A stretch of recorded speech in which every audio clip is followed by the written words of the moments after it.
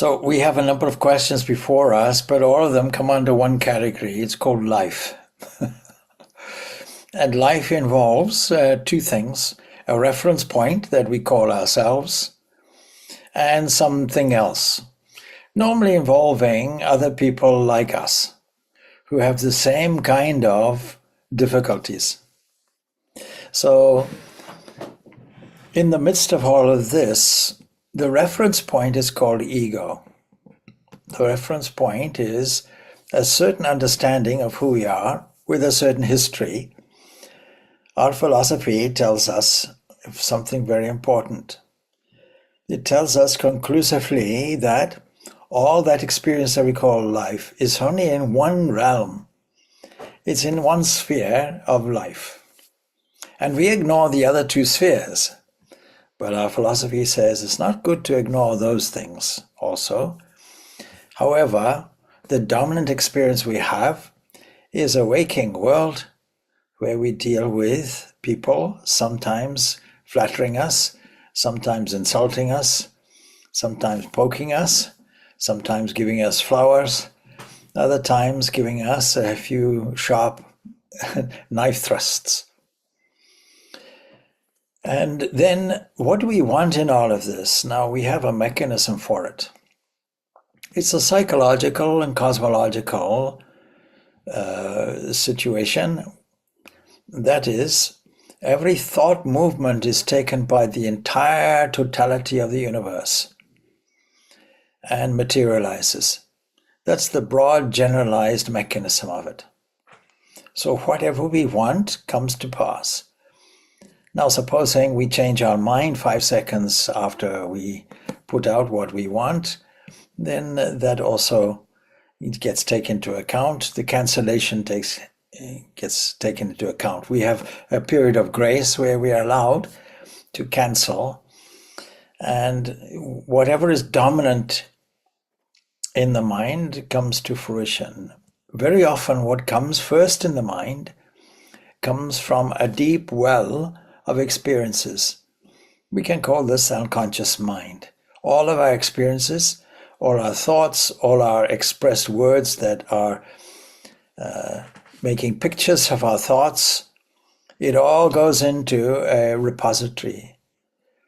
And the more we repeat that, the deeper the habit gets entrenched in the unconscious mind. That provides us then with a first port of call when we confront or face any other entity from our reference point, forgetting that every other person has their own reference point. And so if we want to communicate with people properly, we have to try to understand what is their reference point. How is their outlook? And don't be surprised when we understand that everybody has their own unique reference point, their own unique way of looking at things. And when we want to find out technically what is reality, well, reality is the invariance. An invariance from every reference point. Now, you seldom find that. That's why we know that this waking experience is not exactly real. It looks like it. It feels like it. We emotionally respond to it in this way. We try to intellectually analyze it in this way. But we're really only dealing with a flash, a waking world, which appears and disappears. It doesn't last very long. And the human body that we associate with, in the Holy Mother Sharada Devi's words, is only like 20 pounds or something. It's, in other words, when you reduce it to ash, it's nothing. But we don't see it that way. Supposing we are able to shift our view, supposing we are able to say, we can use this technique, this mechanism of thought, and deliver anything we want, the storehouse, as it were, or the converting mechanism, is one single mind. Don't think you have your own mind. You don't. You at best have a kind of branch office. We are made in the image and likeness of that supreme cosmic mind, that God. So any thought that we produce, whether it is good for us or harmful for us, will find its way at our doorstep sooner or later, unless it defies the laws of dharma, unless it creates some huge disruptive in harmonious situation. In other words, the cosmic mind is the only one that has a willing aspect to it, and the whole of the universe has come from the free will of cosmic mind, God's mind, God himself, the one we love, the one we attach to. Don't worry about attachment, detachment, etc. Attachment to that being wholeheartedly removes any necessity for any conscious detachment. Automatically it happens. And for this reason, the idea of love of God is seen to be emphasized in this day and age. So when somebody first comes to seek answers from our Vedanta philosophy, where all the answers are had, then we first give them the book on Raja Yoga, a dualistic book. In other words, the royal path. Why royal? Because it deals with the mind. Well, what has the mind to do with it? You have to be able to steer, recognize, steer, and deliberately control this thing called mind. If you do not do that, then you have nothing, because it's not only the instrument, but it's something that is looking outwards and inwards at the same time. The inward motion is called introspection, where we have a peculiar situation because we're analyzing the contents of the inner world called mind, and at the same time recognizing we're observing it. An independent observer is watching all the comings and goings and activities of what we call mind. What we call mind, don't think that it's a single unit. What we call my mind, laughingly a little bit, because it's only a kind of agency or a kind of branch office, if you will, has a number of different components. And part of that component aspect would be ego, a sense of I, a sense of identity, normally associated with how I look and how my history looks and how the mind behaves. And so we can see what those geographical parts are. First thing that happens is you can imagine something like an office. Some delivery person comes to the reception desk. In yogic philosophical language, or I should say psychological language, that is called manas. Most of our actions, reactions internally, etc., fall into this category of manas. So we can say, generally speaking, it's a reception office with a reception area and a delivery area, a sorting area, a response area, everything you can think of, a filing area. But then you see the reference point for it is I. And then there is the headquarters, if you will, called intellect. Intellect is a final executive officer. It makes a choice. It makes a choice of what to do, and generally that falls into two categories: something that is pleasurable, something that is preferable. Now, that's the mechanism of it, because whatever the decision is made, whatever is dominant in the mind, becomes not only your habit, but also becomes the delivery person who delivers something to you. Apart from that, other things get delivered, because the senses are like windows open, like invitations. Come, light, come through here. Sound, come through here. Pressure, come through here. Smell, comes through here. Taste, come through here. And now we have to formulate a response. But it is purely organic. What do we mean by that? It means that even a small bacteria, 1 micron in length by half a micron in width, let's say a rod-shaped bacteria, has the same mechanism in a crude way, but it's there. It has a membrane wall. It selects what it wants. It blocks out what it doesn't want. It enters into deep into the cell, and then there's a reaction that comes from it. The reaction may be move or expel unwanted nutrients. Absorb the nutrients you want, expel the ones you don't. These are simple cells, and yet highly complex. Now we have this membrane as well. It's called the skin, because it so happens that all of these invitations are coming from eyes, ears, etc., but they're all on the skin and the skin itself. And inside this psychological geography of what we call the internal apparatus, some write it as a mind, but it's much better to think of it as an internal instrument. There is another component which is also all the senses are there, contained in there. So we have this mechanism and we're using it, but we don't recognize it as an independent mechanism that can be viewed, can be controlled, can be steered, and can be put to sleep as well. Can be all the business doors are closed, and internally other events arise, and that doesn't stop there. All of that gets removed, and we enter into a deep, peaceful sleep. And we ignore these two phases called dream and dreamless sleep because our operating reference point has to be body and mind and all of that. But we make an error. Now, it's not an easily recognizable error, and that is why we have to have the principles of philosophy well entrenched. We start off with, if I have an instrument called body and mind, why? Why should I? Well, it's because you have a purpose. What is that purpose? To access our own freedom. Will we get freedom from outside? No. Will we get it from inside, so to speak? Where inside? It's not subject to where. It's not subject to when either.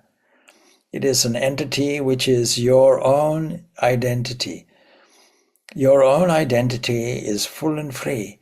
Your own identity is blissful. There are no problems in your own inner identity. There are no problems in the thinker, the witness, the knower. That entity which is you. That has to be repeated 1,000 million billion trillion times until you become convinced of it. When you become convinced of it, you can then see any wish that you have. Is it directed toward this? Are my attitudes directed toward this? Are my decisions made directed toward this? Are all my reactions dedicated toward this? In other words, this is mastery. Am I mastery over the instruments of body and mind? Swami Vivekananda is keen to point out that even a cow can independently flick its ear. You and I can't seem to do that, but if a cow can do it, then in principle we can all do it. We can all get muscular control over every single part of the body. And how do we know that? Because we can witness it amongst those who have done it. The great mystic Ramakrishna observed an English lady riding on a horse doing acrobats. He marveled at it. He said, what training must have happened to enable this? You know, she must have fallen off the horse many times, but relentless practice, and stands on the back of the horse doing acrobatics, somersaults and what have you. And he was keen to point out, you see, there is nothing impossible. In fact, we are a bundle of infinite possibilities, but we don't really use them. Our potential is unlimited. Why? Because our essence is unlimited. But where will we take the energy that is required to make this machine move?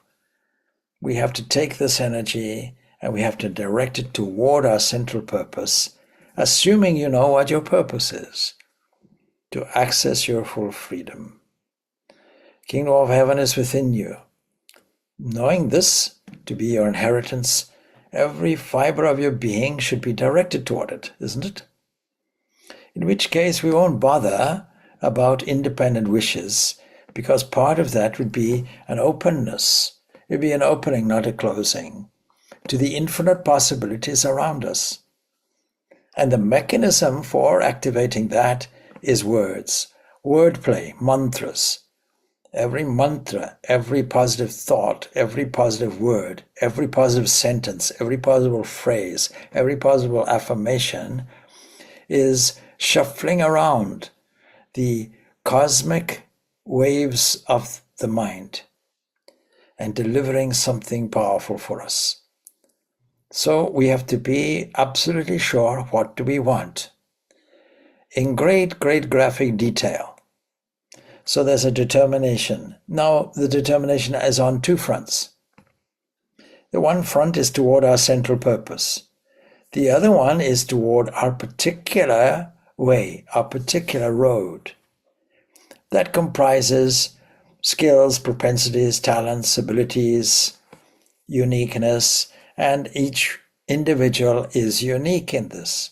It has to be like that. There are no two leaves on a tree exactly and precisely the same. There are no two insects, although you look at insects and we see the commonality of it all, but actually there are changes.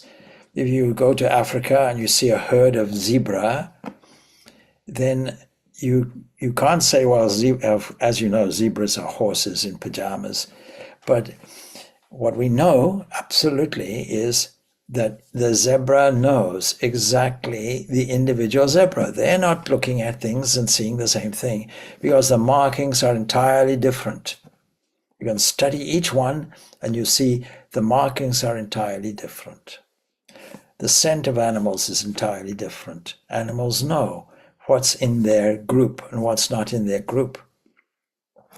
So our individuality says that in order to access this infinite possibility, this infinite potential, this glory of the kingdom of heaven within, this unlimited, immutable self called Atman, then we have to do it through the particular organized field that we are operating in.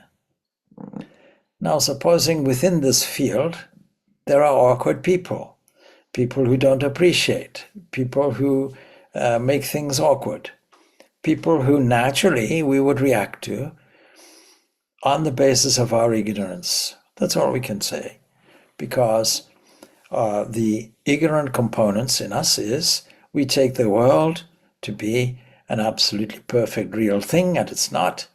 That's why we get a shock when somebody dies or when we ourselves are heading for that.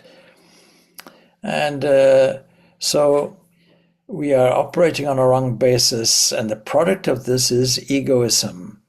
Egoism that is mistaking the apparatus that we have for who we are. And it's not true. The association is such that I can use it and play the part. That has to be the principle that is deeply entrenched in us. What about the practice of it? Practice of it is called yoga. Now let us look at the psychology of it. A difficult person or situation approaches us. Our first reaction comes from the unconscious level, coming up as a reaction based on our normal, ignorant approach to things, developed in this lifetime as a part of individuality, encouraged and developed from when we were babies up to now. But you see, growth has to involve change. There has to be a situation where we outgrow various levels of ignorance, just as we outgrow our shoes, or we outgrew our clothing, or we outgrow our behaviors that we had when we were small. So maturity has to be developed. So the first reaction to anything, and this is where the 4 R's come in, we see the reaction. The difference is we don't go along with the wave. We stand back and observe it, knowing I can observe it. Now, if you want some advance in this, get into the habit of, from time to time, frequently doing it, asking yourself what is in the mind at the moment. Of course, we can categorize it into feelings, thinkings, etc., if we want to, reactions, etc. But what is in the mind at any given moment? And we can categorize it threefold. Is it to do with inertia, laziness, dullness, darkness? Or is it to do with egoistic impulses, which has a reaction and an outgoing and ingoing and an incoming? I will do this as outgoing. Incoming, how dare they do this to me? So we can observe that, and we can apply a wonderful, wonderful gift that we all have, the capacity to see things with a kind of ticklish sense of humor, a kind of inward laughter which says, I see these old friends coming up. Well, I thought I had outgrown them, but it seems I haven't. That comes up. So we observe this reaction, but we don't allow that to stay. Having observed it, we realize something is better. So the next port of call will be, having observed this reaction, we then come to have a look and review it. Where is it coming from? Maybe we can see, okay, anger has come up, let's say, or jealousy has come up, let's say, or desire has come up, let's say. Where is it coming from? It's coming from deep down in the psychology. We won't spend too much time on it, because then we go back into what a pity. But we can easily recognize where it's coming from and then move on quickly to revaluing it. When we revalue it, we are now penetrating the truth. If it's to do with a person, the penetrating truth about that person is their full glory of divinity. There is nothing else there. We may think there's something else there, but that's our mistake. And when we see the full perfection and glory there, this really is called spiritual healing. I've mentioned it a number of times because we're not intending to do anything except worship. Why culturally do we do a namaste is because it's not just a cultural meaningless thing. Behind it is the deep, deep, profound philosophy that says, oh, Lord, you are there. Internally you are there in full glory like the sun beaming, without which there is no life, without which the person cannot say anything wise or foolish. Without that, the eyes cannot see a thing, or the ears cannot see a thing. Their own reactions cannot take place. The fact of life is a wonder. Beauty about seeing things which don't respond to us aggressively, like animals, for example, dogs and cats, is okay. They only want to love us, or if it's a cat, they only want to be loved by us, or whatever it is. But whatever it is, they are not answering back. They're not provoking us unnecessarily. They're simply reacting, and we are controlling the reaction by our approach to them. Every animal basically can be trained. Even crocodiles can be trained. People who know how do biological species work will know that if a crocodile views you as food, then you're in trouble. But if a crocodile views you as one of them, they don't even bother. So the point is that the mind is something like that. It is like a child. It is like an animal. And that is that we can direct it and choose to direct it as we want, using our inherent independent strength and mastery over this instrument.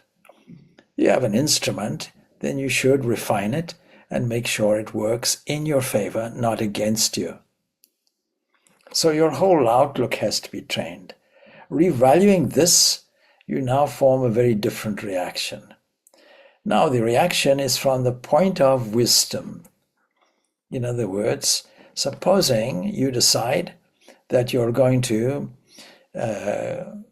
correct somebody's behavior, let us say, as an example, or give them a piece of your mind, as it were. That's an interesting phrase. And make sure you're doing it from the point of view of wisdom. In other words, there's no malice in it. Very often, great teachers will immediately correct somebody in a very in a way which may be very painful for the recipient. And yet, the steady wisdom of the deliverer is never upset. The steady wisdom is simply enacting what is best. You can do it, of course, with your children as well. You don't react to your children in anger. Very often in households, roles get reversed. The adult behaves like a child and the child behaves like an adult. Try not to do that. So our maturity, our spiritual maturity, reflects itself on our psychological maturity and our physical maturity and creates a better world around ourselves. In other words, we can walk and talk and enter into life like a beaming example of a glorious light which spreads its glory, its love. So these are the 4 R's where we react, we review, we revalue, and then we reframe. We give another corrective attitude, reaction in such a way that we have corrected our deposit in the unconscious mind. We're not living with our first reaction if it is negative. Practice in this makes sure that our formulated reaction, our rehearsed reaction becomes habitual. It becomes eventually our first reaction. We become somebody of sthita prajna, steady wisdom. That's the thing. So we have to take all these so-called difficulties that we call life, and I say so-called difficulties. And so let me review a little bit what we have said. So supposing, but I'm going to make some caveats here, I should say. Supposing we're in an environment which is absolutely impossible. People are impossible. Situations are impossible. Is this not the divine saying, oh, you need to get out of your environment. You need to choose a different environment, if possible. If it's not possible, then you have to use all your wonderful art, all your skills, all your talents to reframe everything and to revalue everything and to put in something that will deliver a positive outcome. And we can all do that. We are comprised internally of infinite possibilities. You know, this word infinite possibilities, or this phrase, arises now amongst physicists that have now become basically metaphysicists, because they realize actually that the world that we live in is completely indeterminate, only determined by a cosmic will. And that indeterminacy is very different from the world in which we're operating. We knew this for thousands and thousands of years, but this is something that we have to take seriously. And therefore, that is creating its own impact on the world and how we deal with the world. We're living in a world today which not only has local difficulties, they've been around all the time, of course. But if we categorize them as difficulties, that's part of the ignorance field. We should categorize them really as a series of playful events, and we are happy to play our Wimbledon role in it.